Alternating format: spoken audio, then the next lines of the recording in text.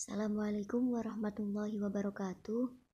Perkenalkan, nama saya Miska Talia dari kelas IATC 2, Program Studi Ilmu Al-Quran dan Tafsir, Fakultas Usuluddin dan Humaniora, Universitas Islam Negeri Wali Songo, Semarang. Di sini saya akan menjelaskan sedikit tentang ilmu filsafat. Yang pertama, pengertian filsafat. Apa sih pengertian filsafat itu?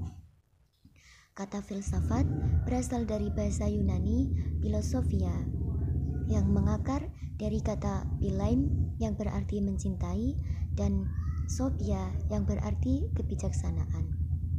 Filsafat berarti mencintai kebijaksanaan. Adapun untuk orang yang ahli dalam ilmu filsafat ataupun orang yang berfilsafat disebut sebagai filosof atau filosof, yang berarti pencinta ataupun pencari kebijaksanaan maupun kebenaran. Seorang filosof berarti seorang pencari ataupun pencinta kebijaksanaan dalam arti hakikat. Seorang filosof tersebut mencari dan mencintai kebijaksanaan dalam arti yang mendalam dan sedalam-dalamnya hingga ke dasar-dasarnya. Dilihat dari segi praktisnya, filsafat juga bisa dikatakan sebagai alam pikiran ataupun alam berpikir. Berpikir berarti berfilsafat. Namun, tidak semua orang yang berpikir bisa dikatakan sebagai orang yang berfilsafat, karena pada dasarnya berfilsafat adalah orang-orang yang berpikir secara mendalam dan bersungguh-sungguh. Tegasnya, filsafat adalah hasil akal manusia yang mencari dan memikirkan suatu kebenaran dengan sedalam-dalamnya. Jadi, filsafat adalah ilmu yang mempelajari dengan sungguh-sungguh hakikat dan kebenaran tentang segala sesuatu.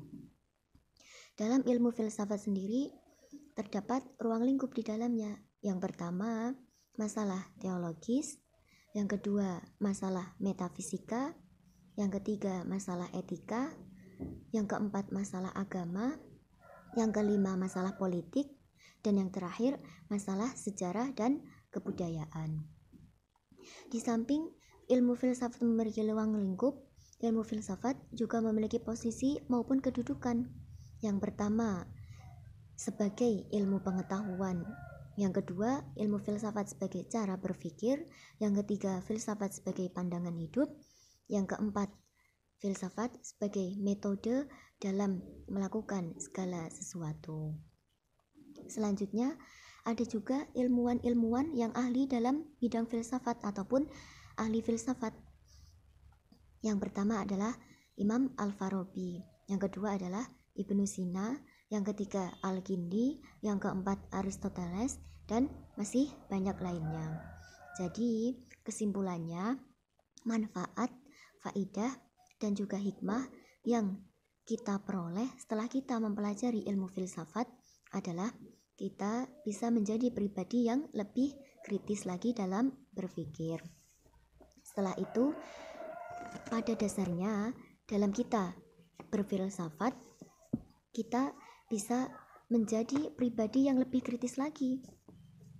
Karena filsafat mengajarkan kita kepada manusia bagaimana cara berpikir yang kritis, sistematis, dan bijaksana dalam memaknai kehidupan sehari-hari untuk mencapai sebuah tujuan hidup, yakni sebuah kebahagiaan dan kebenaran yang sistematis.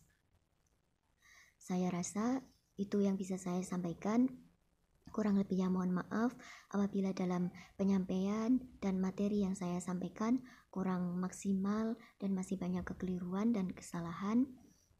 Dan terima kasih kepada Ibu dosen matkul filsafat yang telah membimbing kami, khususnya kelas IATC 2, dalam mempelajari ilmu filsafat, bahkan mengajarkan dengan kita bagaimana agar kita bisa menjadi pribadi yang lebih kritis lagi dalam berpikir.